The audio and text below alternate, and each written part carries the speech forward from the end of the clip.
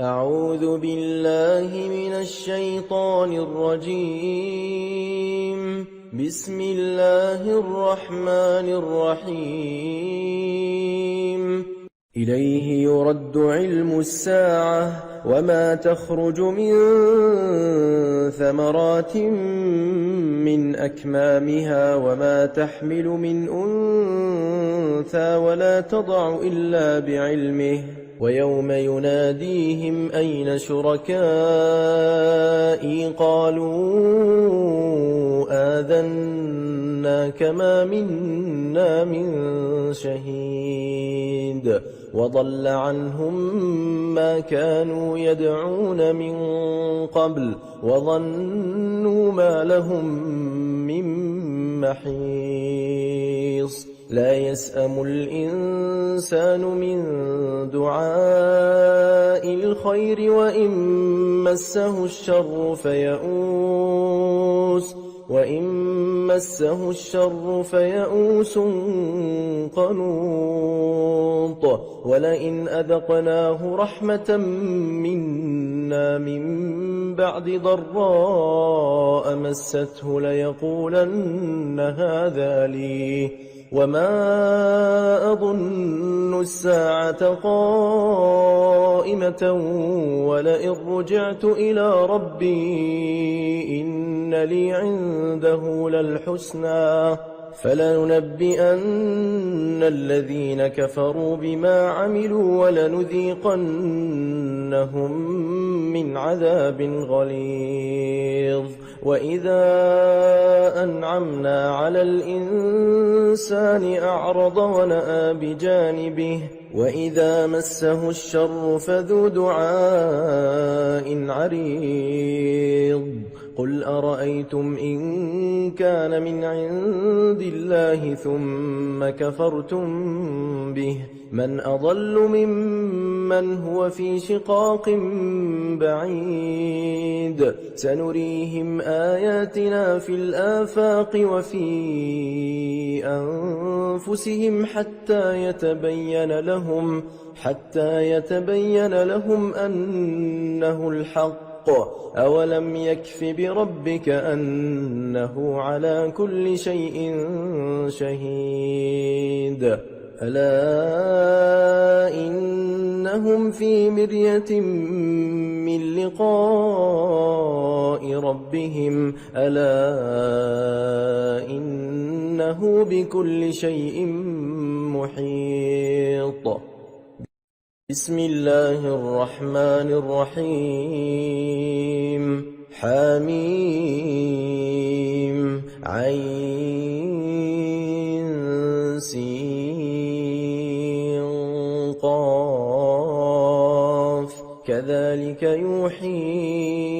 إليك وإلى الذين من قبلك الله العزيز الحكيم له ما في السماوات وما في الأرض وهو العلي العظيم تكاد السماوات يتفطرن من فوقهن والملائكة يسبحون بحمد ربهم ويستغفرون لمن في الأرض ألا إن الله هو الغفور الرحيم والذين اتخذوا من دونه أولياء الله حفيظ عليهم وما أنت عليهم بوكيل وكذلك أوحينا إليك قرآنا عربيا لتنذر أم القرى ومن حولها وتنذر يوم الجمع لا ريب فيه فريق في الجنة وفريق في السعير ولو شاء الله لجعلهم أمة واحدة ولكن يدخل من يشاء في رحمته والظالمون ما لهم من ولي ولا نصير أم اتخذوا من دونه أولياء فالله هو الولي وهو يحيي الموتى وهو على كل شيء قدير وما اختلفتم فيه من شيء فحكمه إلى الله ذلكم الله ربي عليه توكلت وإليه أنيب فاطر السماوات والأرض جعل لكم من أنفسكم أزواجا ومن الأنعام أزواجا يذرأكم فيه ليس كمثله شيء وهو السميع البصير له مقاليد السماوات والأرض يبسط الرزق لمن يشاء ويقدر إنه بكل شيء عليم شرع لكم من الدين ما وصى به نوحا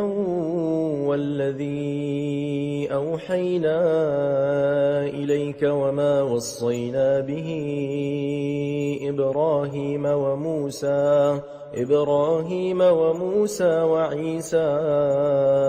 أن أقيموا الدين ولا تتفرقوا فيه كبر على المشركين ما تدعوهم إليه الله يجتبي إليه من يشاء ويهدي إليه من ينيب وما تفرقوا إلا من بعد ما جاءهم العلم بغيا بينهم ولولا كلمة سبقت من ربك إلى أجل مسمى لقضي بينهم وإن الذين أورثوا الكتاب من بعدهم لفي شك منه مريب فلذلك فادع واستقم كما أمرت ولا تتبع أهواءهم وقل آمنت بما أنزل الله من كتاب وأمرت لأعدل بينكم الله ربنا وربكم لنا أعمالنا ولكم أعمالكم لا حجة بيننا وبينكم الله يجمع بيننا وإليه المصير والذين يحاجون في الله من بعد ما استجيب له حجتهم داحضة عند ربهم وعليهم غضب ولهم عذاب شديد الله الذي أنزل الكتاب بالحق والميزان وما يدريك لعل الساعة قريب يستعجل بها الذين لا يؤمنون بها والذين آمنوا مشفقون منها ويعلمون أنها الحق ألا إن الذين يمارون في الساعة لفي ضلال بعيد الله لطيف بعباده يرزق من يشاء وهو القوي العزيز من كان يريد حرث الآخرة نزد له في حرثه ومن كان يريد حرث الدنيا نؤته منها وما له في الآخرة من نصيب أم لهم شركاء شرعوا لهم من الدين ما لم يأذن به الله ولولا كلمة الفصل لقضي بينهم وإن الظالمين لهم عذاب أليم ترى الظالمين مشفقين مما كسبوا وهو واقع بهم والذين آمنوا وعملوا الصالحات في روضات الجنات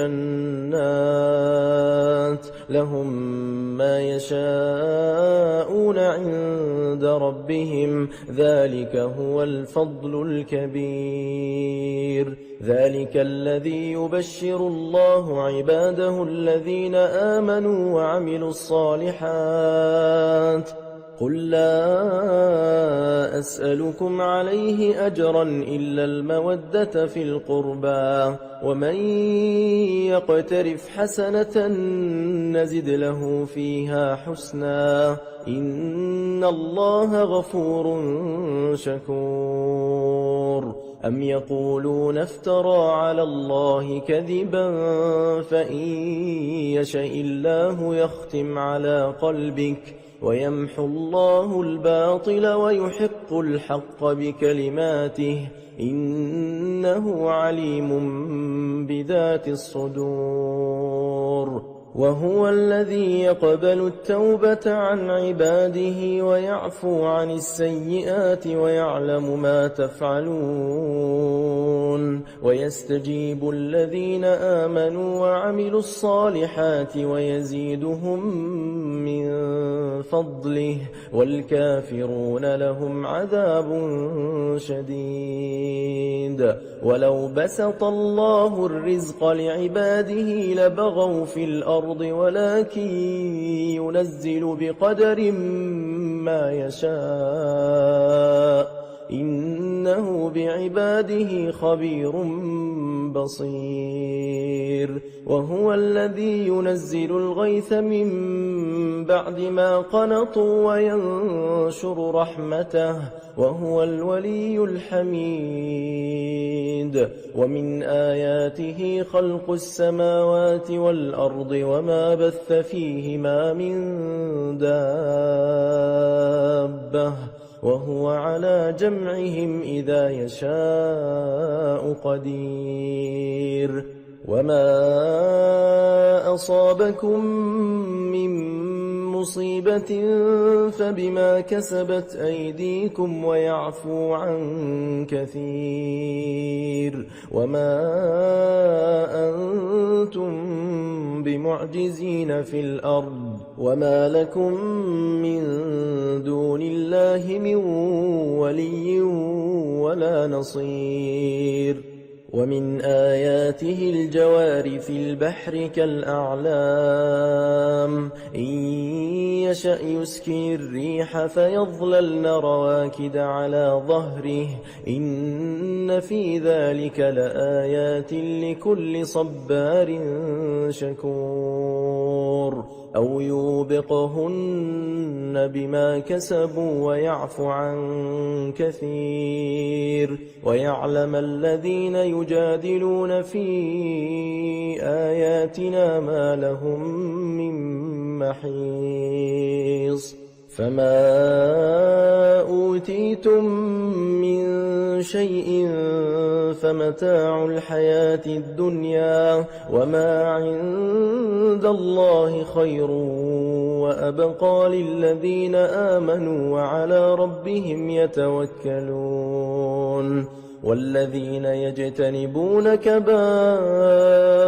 الإثم والفواحش وإذا ما غضبوا هم يغفرون والذين استجابوا لربهم وأقاموا الصلاة وأمرهم شورى بينهم ومما رزقناهم ينفقون والذين إذا أصابهم البغي هم ينتصرون وجزاء سيئة سيئة مثلها فمن عفا وأصلح فأجره على الله إنه لا يحب الظالمين ولمن انتصر بعد ظلمه فأولئك ما عليهم من سبيل إنما السبيل على الذين يظلمون الناس الناس ويبغون في الأرض بغير الحق أولئك لهم عذاب أليم ولمن صبر وغفر إن ذلك لمن عزم الأمور ومن يضلل الله فما له من ولي من بعده وترى الظالمين لما رأوا العذاب يقولون هل إلى مرد من سبيل وتراهم يعرضون عليها خاشعين من الذل ينظرون من طرف خفي وقال الذين آمنوا إن الخاسرين الذين خسروا أنفسهم وأهليهم يوم القيامة ألا إن الظالمين في عذاب مقيم وما كان لهم من أولياء ينصرونهم من دون الله ومن يضلل الله فما له من سبيل استجيبوا لربكم من قبل أن يأتي يوم لا مرد له من الله ما لكم من ملجأ يومئذ وما لكم من نكير فإن أعرضوا فما أرسلناك عليهم حفيظا إن عليك إلا البلاغ وإنا إذا أذقنا الإنسان منا رحمة فرح بها وإن تصبهم سيئة بما قدمت أيديهم فإن الإنسان كفور لله ملك السماوات والأرض يخلق ما يشاء يهب لمن يشاء إناثا ويهب لمن يشاء الذكور أو يزوجهم ذكرانا وإناثا ويجعل من يشاء عقيما إنه عليم قدير وما كان لبشر أن يكلمه الله إلا وحيا أو من وراء حجاب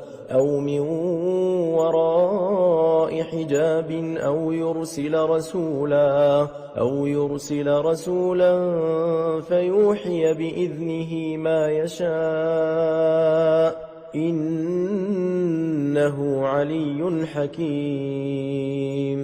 وكذلك أوحينا إليك روحا من أمرنا ما كنت تدري ما الكتاب ولا الإيمان ولكن جعلناه نورا نهدي به من نشاء من عبادنا وإنك لتهدي إلى صراط مستقيم صراط الله الذي له ما في السماوات وما في الأرض ألا إلى الله تصير الأمور بسم الله الرحمن الرحيم حميم والكتاب المبين إنا جعلناه قرآنا عربيا لعلكم تعقلون وإنه في أم الكتاب لدينا لعلي حكيم أفنضرب عنكم الذكر صفحا أن كنتم قوما مسرفين وكم أرسلنا من نبي في الأولين وما يأتيهم من نبي إلا كانوا به يستهزئون فأهلكنا أشد منهم بطشا ومضى مثل الأولين ولئن سألتهم من خلق السماوات والأرض ليقولن خلقهن العزيز العليم الذي جعل لكم الأرض مهدا وجعل لكم فيها سبلا لعلكم تهتدون والذي نزل من السماء ماء بقدر فأنشرنا به بلدة ميتا كذلك تخرجون والذي خلق الأزواج كلها وجعل لكم من الفلك والأنعام ما تركبون لتستووا على ظهوره ثم تذكروا نعمة ربكم إذا استويتم عليه وتقولوا سبحان الذي سخر لنا هذا وما كنا له مقرنين وإنا إلى ربنا لمنقلبون وجعلوا له من عباده جزءا إن الإنسان لكفور مبين أم اتخذ مما يخلق بنات وأصفاكم بالبنين وإذا بشر أحدهم بما ضرب للرحمن مثلا ظل وجهه مسودا وهو كظيم أومن ينشأ في الحلية وهو في الخصام غير مبين وجعلوا الملائكة الذين هم عباد الرحمن إناثا أشهدوا خلقهم ستكتب شهادتهم ويسألون وقالوا لو شاء الرحمن ما عبدناهم ما لهم بذلك من علم إن هم إلا يخرصون أم آتيناهم كتابا من قبله فهم به مستمسكون بل قالوا إنا وجدنا آباءنا على أمة وإنا على آثارهم مهتدون وكذلك ما أرسلنا من قبلك في قرية من نذير إلا قال مترفوها إنا وجدنا آباءنا على أمة وإنا على آثارهم مقتدون قال أولو جئتكم بأهدى مما وجدتم عليه آباءكم قالوا إنا بما أرسلتم به كافرون فانتقمنا منهم فانظر كيف كان عاقبة المكذبين وإذ قال إبراهيم لأبيه وقومه إنني براء مما تعبدون إلا الذي فطرني فإنه سيهدين وجعلها كلمة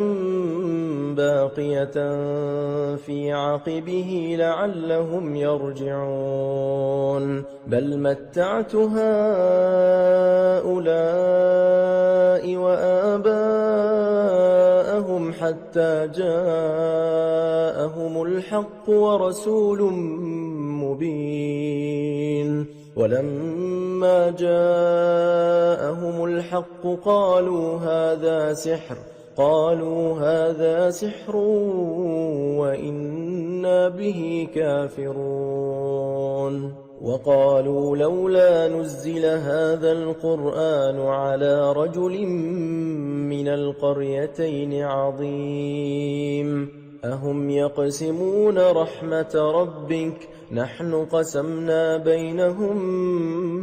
معيشتهم في الحياة الدنيا ورفعنا بعضهم فوق بعض درجات ليتخذ بعضهم بعضا سخريا ورحمة ربك خير مما يجمعون ولولا أن يكون الناس أمة واحدة لجعلنا لمن يكفر بالرحمن لبيوتهم سقفا من فضة ومعارج عليها يظهرون ولبيوتهم أبوابا وسررا عليها يتكئون وزخرفا وإن كل ذلك لما متاع الحياة الدنيا والآخرة عند ربك للمتقين ومن يعش عن ذكر الرحمن نقيض له شيطانا فهو له قرين وإنهم ليصدونهم عن السبيل ويحسبون أنهم مهتدون حتى إذا جاءنا قال يا ليت بيني وبينك بعد المشرقين فبئس القرين ولن ينفعكم اليوم إذ ظلمتم أنكم في العذاب مشتركون أفأنت تسمع الصم أو تهدي العمي ومن كان في ضلال مبين فإما نذهبن بك فإنا منهم منتقمون أو نرينك الذي وعدناهم فإنا عليهم مقتدرون فاستمسك بالذي أوحي إليك إنك على صراط مستقيم وإنه لذكر لك ولقومك وسوف تسألون واسأل من أرسلنا من قبلك من رسلنا أجعلنا من دون الرحمن آلهة يعبدون ولقد أرسلنا موسى بآياتنا إلى فرعون وملئه فقال إني رسول رب العالمين فلما جاءهم بآياتنا إذا هم منها يضحكون وما نريهم من آية إلا هي أكبر من أختها وأخذناهم بالعذاب لعلهم يرجعون وقالوا يا أيها الساحر ادع لنا ربك بما عهد عندك إننا لمهتدون فلما كشفنا عنهم العذاب إذا هم ينكثون ونادى فرعون في قومه قال يا قوم أليس لي ملك مصر وهذه الأنهار تجري من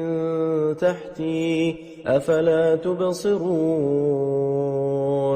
أم أنا خير من هذا الذي هو مهين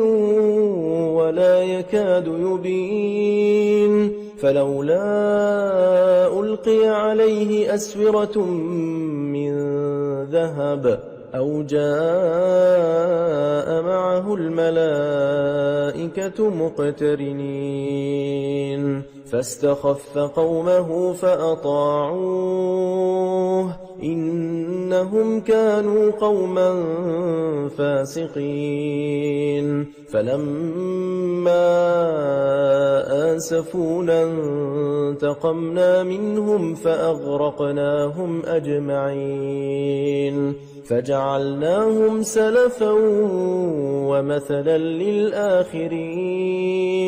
ولما ضرب ابن مريم مثلا إذا قومك منه يصدون وقالوا أآلهتنا خير أم هو ما ضربوه لك إلا جدلا بل هم قوم خصمون إن هو إلا عبد أنعمنا عليه وجعلناه مثلا لبني إسرائيل ولو نشاء لجعلنا منكم ملائكة في الأرض يخلفون وإنه لعلم للساعة فلا تمترن بها واتبعون هذا صراط مستقيم ولا يصدنكم الشيطان إنه لكم عدو مبين ولما جاء عيسى بالبينات قال قد جئتكم بالحكمة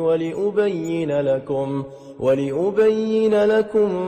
بعض الذي تختلفون فيه فاتقوا الله وأطيعون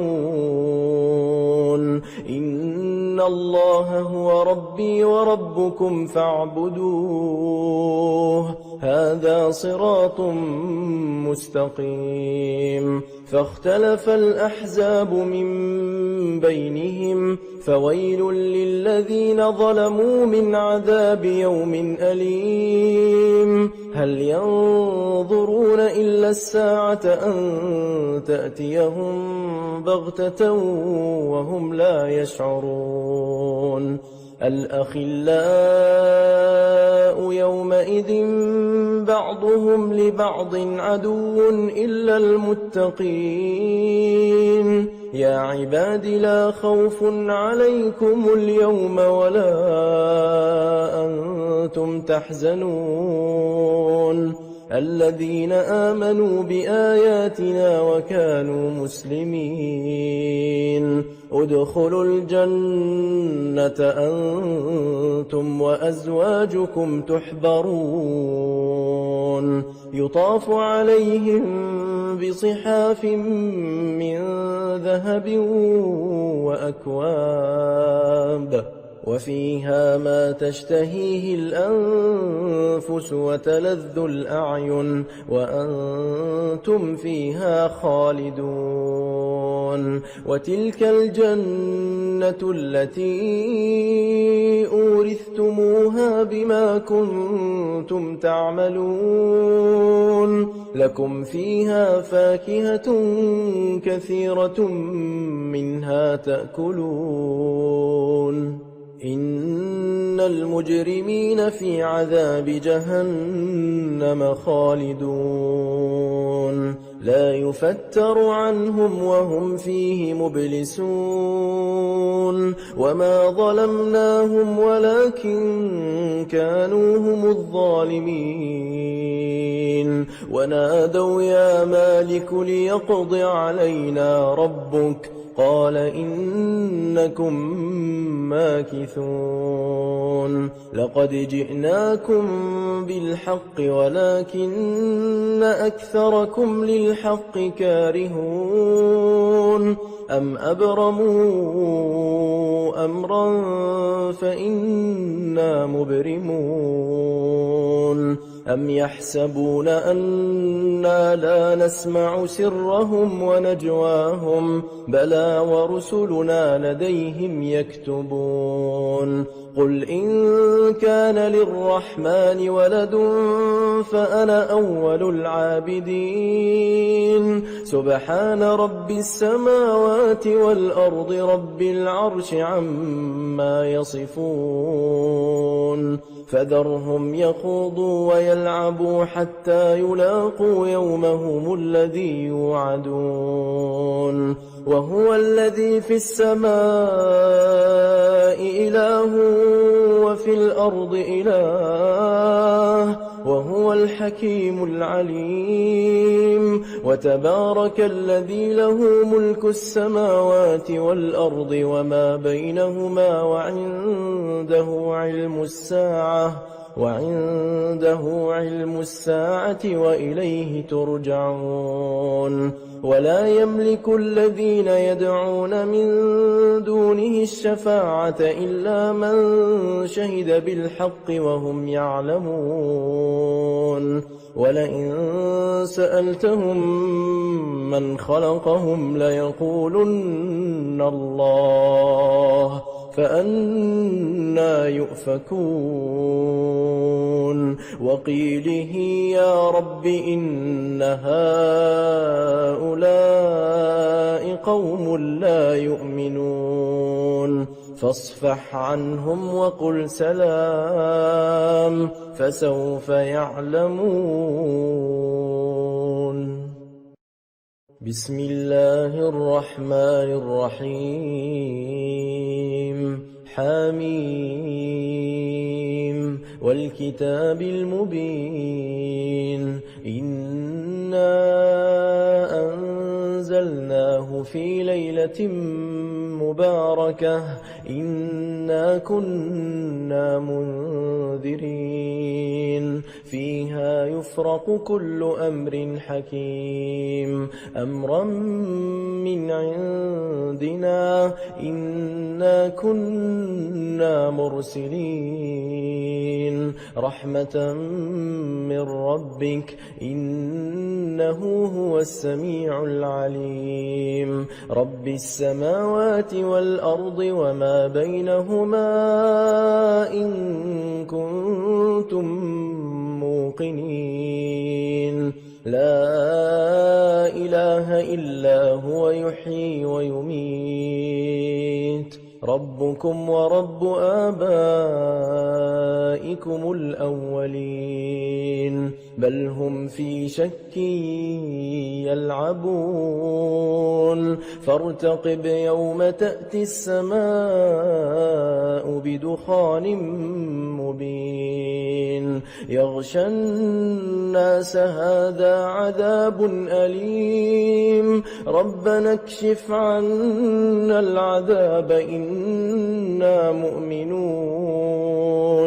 أنى لهم الذكرى وقد جاءهم رسول مبين ثم تولوا عنه وقالوا معلم مجنون إنا كاشف العذاب قليلا إنكم عائدون يوم نبطش البطشة الكبرى إنا منتقمون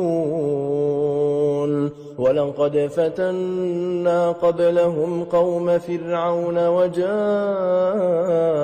رسول كريم أن أدوا إلي عباد الله إني إني لكم رسول أمين وأن لا تعلوا على الله إني آتيكم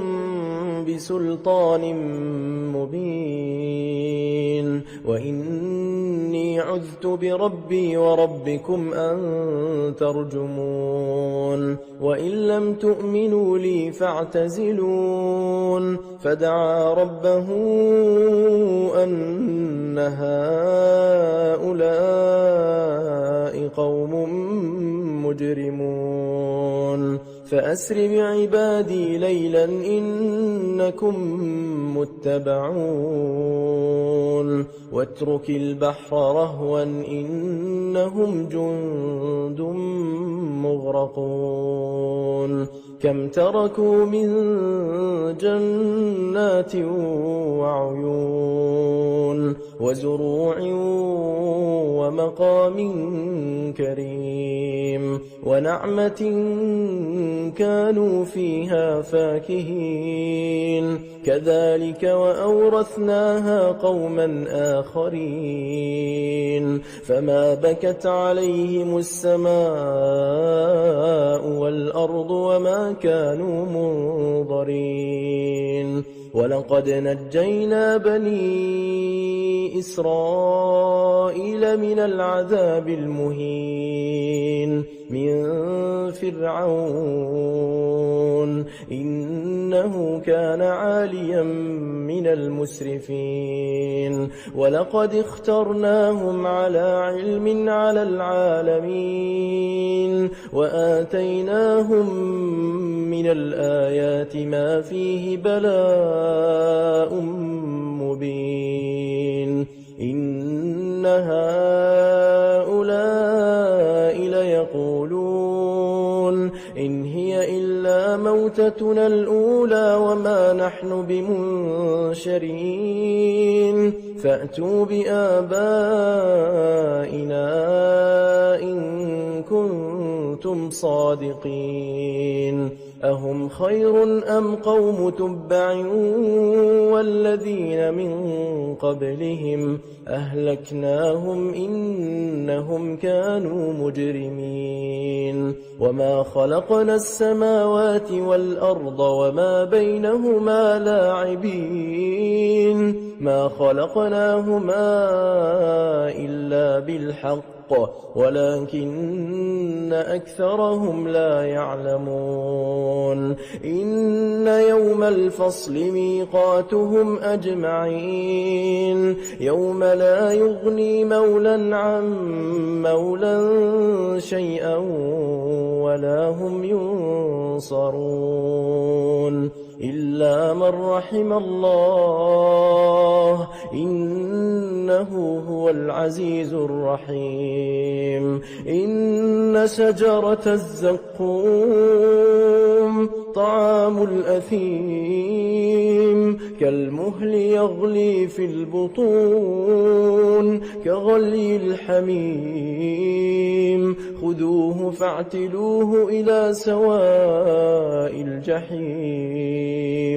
ثم صبوا فوق رأسه من عذاب الحميم ذق إنك أنت العزيز الكريم إن هذا ما كنتم به تمترون إن المتقين في مقام أمين في جنات وعيون يلبسون من سندس وإستبرق متقابلين كذلك وزوجناهم بحور عين يدعون فيها بكل فاكهة آمنين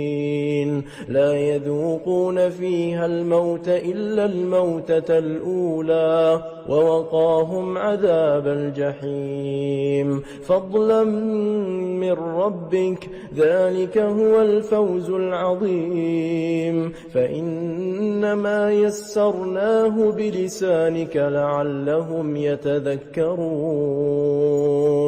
فارتقب إنهم مرتقبون بسم الله الرحمن الرحيم حميم تنزيل الكتاب من الله العزيز الحكيم إن في السماوات والأرض لآيات للمؤمنين وفي خلقكم وما يبث من دابة آيات لقوم يوقنون واختلاف الليل والنهار وما أنزل الله من السماء من رزق فأحيا به الأرض بعد موتها وتصريف الرياح آيات لقوم يعقلون تلك آيات الله نتلوها عليك بالحق فبأي حديث بعد الله وآياته يؤمنون ويل لكل أفاك أثيم يسمع آيات الله تتلى عليه ثم يصر مستكبرا كأن لم يسمعها فبشره بعذاب أليم وإذا علم من آياتنا شيئا اتخذها هزوا أولئك لهم عذاب مهين من ورائهم جهنم ولا يغني عنهم ما كسبوا شيئا ولا ما اتخذوا من دون الله أولياء ولهم عذاب عظيم هذا هدى والذين كفروا بآيات ربهم لهم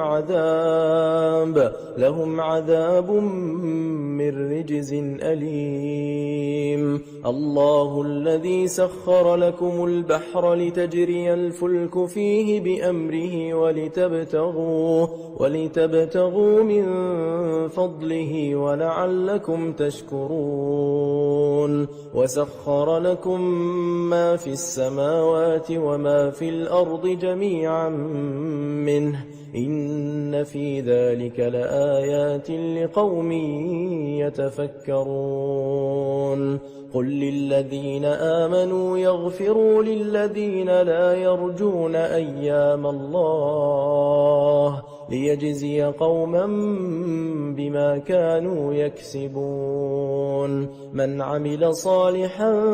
فلنفسه ومن أساء فعليها ثم إلى ربكم ترجعون ولقد آتينا بني إسرائيل الكتاب والحكم والنبوة ورزقناهم من الطيبات وفضلناهم على العالمين وآتيناهم بينات من الأمر فما اختلفوا إلا من بعد ما جاءهم العلم بغيا بينهم إن ربك يقضي بينهم يوم القيامة فيما كانوا فيه يختلفون ثم جعلناك على شريعة من الأمر فاتبعها ولا تتبع أهواء الذين لا يعلمون إنهم لن يغنوا عنك من الله شيئا وإن الظالمين بعضهم أولياء بعض والله ولي المتقين هذا بصائر للناس وهدى ورحمة لقوم يوقنون أم حسب الذين اجترحوا السيئات أن نجعلهم كالذين آمنوا وعملوا الصالحات سواء محياهم ومماتهم ساء ما يحكمون وخلق الله السماوات والأرض بالحق ولتجزى كل نفس بما كسبت وهم لا يظلمون أفرأيت من اتخذ إلهه هواه وأضله الله على علم وختم على سمعه وقلبه وجعل على بصره غشاوة فمن يهديه من بعد الله أفلا تذكرون وقالوا ما هي إلا حياتنا الدنيا نموت ونحيا وما يهلكنا إلا الدهر وما لهم بذلك من علم إن هم إلا يظنون وإذا تتلى عليهم آياتنا بينات ما كان حجتهم إلا أن قالوا ائتوا بآبائنا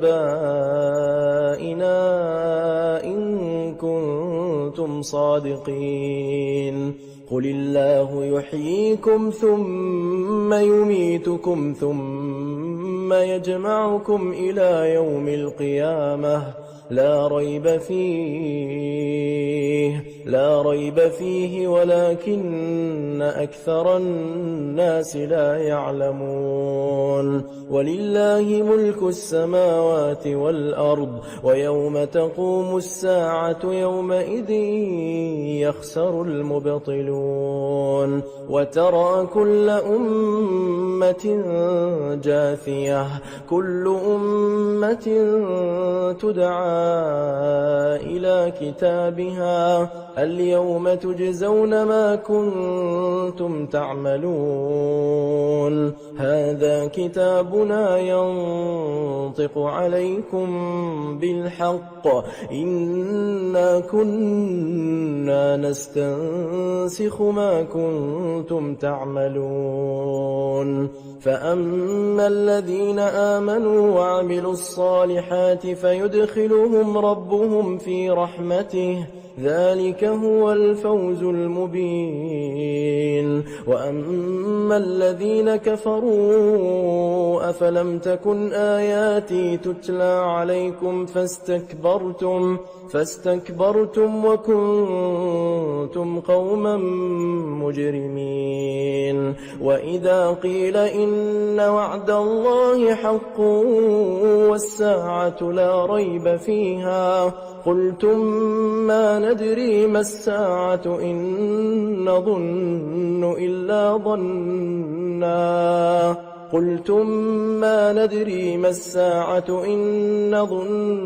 إلا ظنا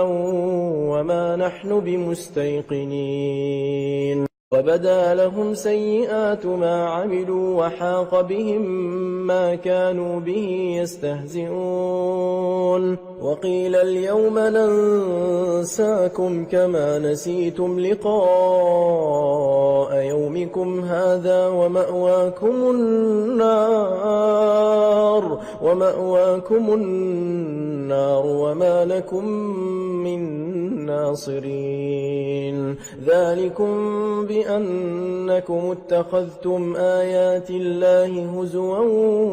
وغرتكم الحياة الدنيا فاليوم لا يخرجون منها ولا هم يستعتبون فلله الحمد رب السماوات ورب الأرض رب العالمين وله الكبرياء في السماوات والأرض وهو العزيز الحكيم